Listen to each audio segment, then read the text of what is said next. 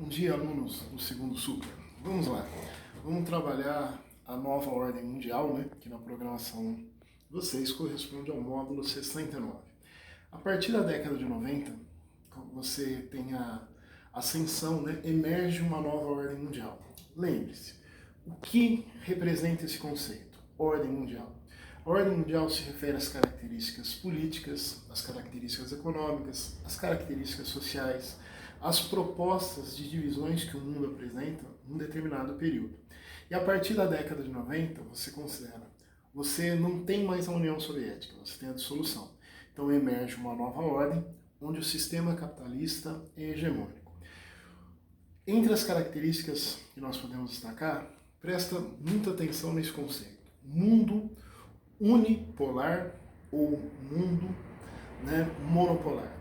Essa monopolaridade da década de 90 se explica pela hegemonia que os Estados Unidos passam a ter do ponto de vista militar. Militarmente, os Estados Unidos têm um nível muito superior aos demais países. Isso se deve à presença militar que ele tem no mundo. É a única nação, é o único país que tem bases militares nos 5 continentes habitáveis. Isso passa pelo orçamento. O orçamento estadunidense representa entre 45% e 49% de todo o orçamento do mundo nas áreas. E se você considerar que hoje, na Casa Branca, você tem um representante do Partido Republicano, que é um partido financiado, apoiado pela indústria bélica, esse orçamento não para de crescer. Então, a unipolaridade do mundo, você vai pensar do ponto de vista militar, a supremacia e hegemonia que os Estados Unidos têm. Uma outra expressão muito importante na nova ordem mundial é o conceito da multipolaridade, ordem multipolar. Quando você pensar na ordem multipolar, pensa no aspecto econômico que o mundo adquire a partir da década de 90. E nesse aspecto econômico, o que você vai destacar? A formação de blocos econômicos, de blocos comerciais. A partir da década de 90, esses blocos vão se espalhar pelo planeta. Por qual motivo? Você tem um capitalismo hegemônico, você tem o crescimento da influência do pensamento neoliberal, e o neoliberalismo estimula a formação de blocos comerciais. Nesse processo da formação dos blocos, é importante você discernir. Você tem 4 tipos diferentes de blocos. Primeiro tipo, zona de livre comércio. Numa zona de livre comércio, os países estabelecem entre eles 2 tipos de liberdades. A liberdade de mercadorias e a liberdade de bens de investimento. Um exemplo de zona de livre comércio, o NAFTA. O NAFTA surge oficialmente em 1994, um acordo de livre comércio entre as 3 economias soberanas da América do Norte, a economia canadense, a economia estadunidense e a economia mexicana. Mesmo que o NAFTA tenha feito algumas mudanças, e hoje você diz USMCA, você mantém os 3 componentes e as características de zona de livre comércio. 2 liberdades, a liberdade de mercadorias e a liberdade de bens. Percebam que numa zona de livre comércio você não tem a liberdade de pessoas. Portanto, quando o governo Trump propõe a construção de um segundo muro entre Estados Unidos e México, já que já existe uma barreira chamada Muro de Tijuana, não é uma atitude simpática, porém não afeta o bloco comercial, porque não existe a liberdade de pessoas dentro desse tipo de bloco. O segundo tipo de bloco é uma união aduaneira. E na união aduaneira você mantém as 2 liberdades, a liberdade de mercadorias e de bens, mas adiciona uma tarifa externa comum. E como exemplo de união aduaneira, vamos pegar esse acordo, o Mercosul. O Mercosul surgiu em 91 pela força do Tratado de Assunção. De 91 até 94, ele realmente foi uma zona de livre comércio. A partir de 95, ele se torna uma união aduaneira. E quando o bloco estabelece uma união aduaneira, você vai estabelecer a TEC, Tarifa Externa Comum. A TEC funciona da seguinte maneira. Os países que você chamar de membros plenos são aqueles países que vão adotar a TEC. T, tarifa, E de externa, C, comum. Por exemplo, o Brasil assina um acordo comercial com Israel e define uma taxa fixa na relação entre os países, 25%. 25% é o exemplo da tarifa. Israel não faz parte do Mercosul, muito menos da América do Sul. Então Israel dá sentido para a palavra externa. E o que dá sentido à palavra comum? Se o Brasil assina um acordo dessa natureza com Israel, esse acordo vale para todos os membros plenos. Brasil, Argentina, Paraguai, Uruguai e a Venezuela. Mas lembre-se que a Venezuela, por conta da crise interna e da crise política, principalmente com o Brasil, ela se encontra suspensa de um bloco. Então, somente os membros plenos utilizam a tarifa externa comum, e isso caracteriza uma união aduaneira. Os demais países do mapa fazem parte sim do Mercosul, mas eles não entram para a TEC, a tarifa externa comum. O terceiro tipo de bloco que nós vamos destacar é o mercado comum. E no mercado comum você vai dobrar a quantidade de liberdades. Você mantém mercadorias, bens, mas você adiciona serviços e pessoas. Quando você fala no mercado comum, provavelmente a imagem que vem à sua cabeça: União Europeia, o bloco mais completo do planeta. A União Europeia, ela se estabelece a partir de 1992. Tudo o que aconteceu antes de 92 é a primeira fase, e a União Europeia era chamada de Comunidade Econômica Europeia. A partir de 92, 12 países assinam o Tratado de Maastricht, e isso dá início à União Europeia. A União Europeia, de fato, foi por um período um mercado comum. As 4 liberdades foram estabelecidas a partir de 1º de janeiro de 1993. Entre 93 e 1999, você define a União Europeia realmente como um mercado comum por conta das 4 liberdades: mercadorias, bens, serviços e pessoas. Mas a partir de 99, entra em vigor o euro, a moeda única da União Europeia.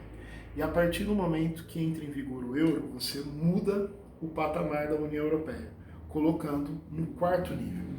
A partir de 99, a União Europeia é um exemplo de união econômica e monetária. Ela tem 4 liberdades, mais uma moeda comum. Então esses são os 4 tipos de blocos que você tem no mundo. E isso dá sentido para a expressão multipolaridade. Voltando a falar da União Europeia, por quê? É o bloco mais completo que o planeta tem. Porém, recentemente, a União Europeia passou por uma crise gerada pelo processo do Brexit. O Brexit é o plebiscito que envolveu essa federação. Reino Unido. O Reino Unido é uma federação com 4 países, onde você destaca 2 aspectos. Primeiro, forma de governo. Os 4 países do Reino Unido, Inglaterra, Escócia, País de Gales e Irlanda do Norte, são países monárquicos. E você destaca como uma figura símbolo a Rainha Elizabeth. E os 4 países são predominantemente protestantes. Dentro desse arquipélago, você perceba, a Irlanda do Sul, ou Eire, não faz parte do Reino Unido. Nesse processo chamado Brexit, o que possibilitou o Brexit? A partir de 2009, a União Europeia adota um tratado chamado Lisboa. E é o Tratado de Lisboa que permite a saída de um país. E a única maneira que um país pode separar-se da União Europeia é através da via plebiscitária. Esse plebiscito ele aconteceu em 2016. E você percebe pelas porcentagens, né? Houve um equilíbrio. 52% votou pela saída, 48% pela permanência. E se você pensar em nos 4 países que formam a federação, houve um empate. Inglaterra e País de Gales votaram, a maioria, pela saída. Porém, Escócia e Irlanda do Norte votaram pela permanência. Se você considerar que a permanência foi derrotada, isso fortalece um sentimento que a Escócia mantém desde a década de 70, que é o desejo de romper com o Reino Unido. Os escoceses já votaram em 2016 para a saída do Reino Unido, e o plebiscito na Escócia, para a separação da Escócia, foi em 2014. Quando eles votaram em 2014 pela saída do Reino Unido, a Escócia teve 2 grandes ameaças. Uma, ela não usaria mais a Libra, mas essa ameaça até se dilui, porque não usando a Libra, ela iria adotar o euro. Lembre-se que o Reino Unido é cético à moeda única. A outra ameaça, se a Escócia se retirasse do Reino Unido, automaticamente ela estaria fora da União Europeia. Os escoceses votaram pela permanência, mantiveram a Escócia no Reino Unido em 2014 e em 2016 um plebiscito define a saída do Reino Unido da União Europeia. Mesmo que o plebiscito tenha feito em 2016, o Brexit se tornou uma grande novela e a saída realmente do Reino Unido só foi definida nesse ano. No dia 31 de janeiro de 2020, oficialmente, a federação chamada Reino Unido se retira da União Europeia, o que reduz a União Europeia a 27 países. O bloco tinha 28, considerando que o Reino Unido é uma federação, você subtrai um. Então, esse é o bloco mais completo que o planeta tem. União Europeia, que é um exemplo de união monetária ou econômica. Esses são os 4 tipos de blocos comerciais que existem no mundo. Lembrando, zona de livre comércio, 2 liberdades, mercadorias e bens. União aduaneira, o exemplo, Mercosul. Você tem 2 liberdades, mais a tarifa externa comum, a TEC. Mercado comum, você dobra a quantidade de liberdades, mercadorias, bens, serviços e pessoas. E na União Monetária, o exemplo é a União Europeia, por isso é o bloco mais completo do mundo, além das 4 liberdades, você tem também a adoção de uma moeda única. Um aspecto importante também na década de 90, a divisão do mundo. A divisão do mundo na década de 90 se estabelece de uma maneira distinta. Você não usa mais a teoria dos mundos. Essa proposta de divisão que marcou a Guerra Fria, ela perde sentido na década de 90, porque o segundo mundo não existe mais. Vamos pensar no segundo mundo. O socialismo atingiu 4 continentes do mundo. Ele nasce na Europa, com a Revolução Russa, né? Atinge o leste europeu, se expande para a Ásia, se expande para a América, né? A Revolução Cubana de 59, e chega ao continente africano, Angola e Moçambique. Dos 5 continentes habitáveis, você não teve uma experiência socialista na Oceania. E esse bloco socialista da velha ordem mundial envolvia mais de 40 países. A partir da década de 90, essa teoria perde sentido. E o que vai ganhar sentido na divisão do mundo? Lembre-se, toda proposta de divisão do mundo é insuficiente, é incompleta, tem imperfeições. Mas na década de 90 se estabelece uma divisão, norte rico, sul pobre. E nessa proposta de divisão você não vai considerar o indicador econômico ou os indicadores econômicos, PIB.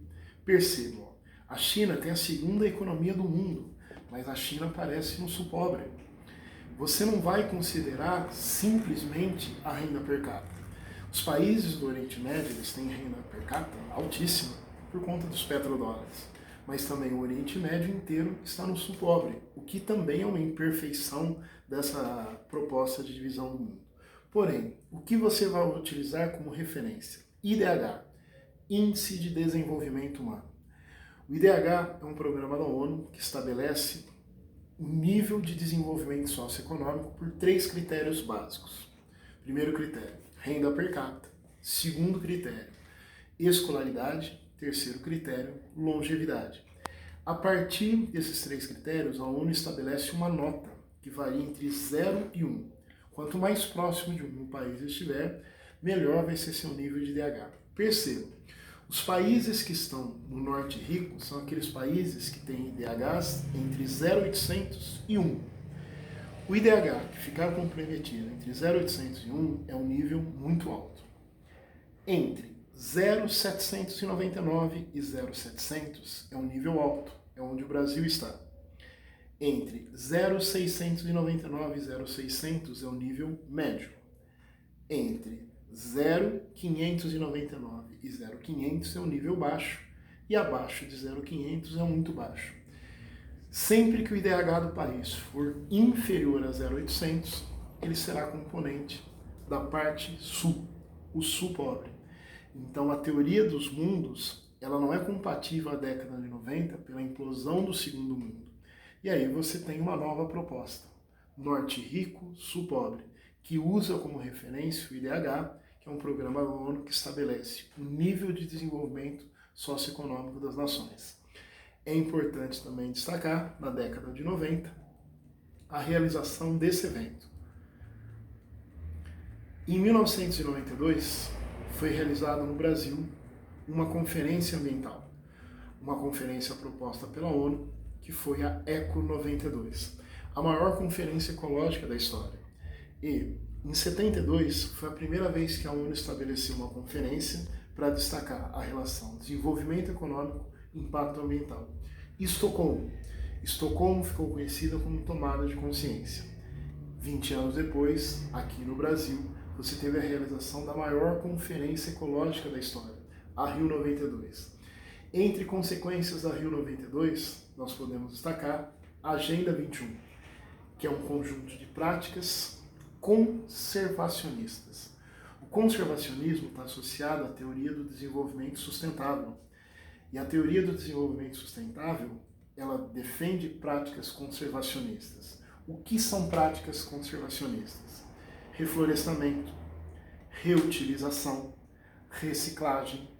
Essas práticas estão associadas a um processo de conservação, que você relaciona à teoria do desenvolvimento sustentável, que não foi proposta na década de 90.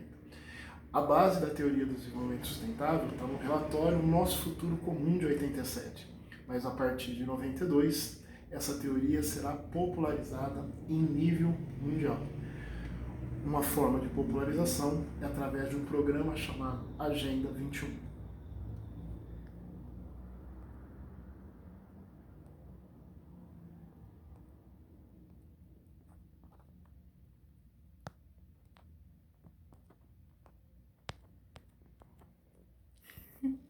O celular travou.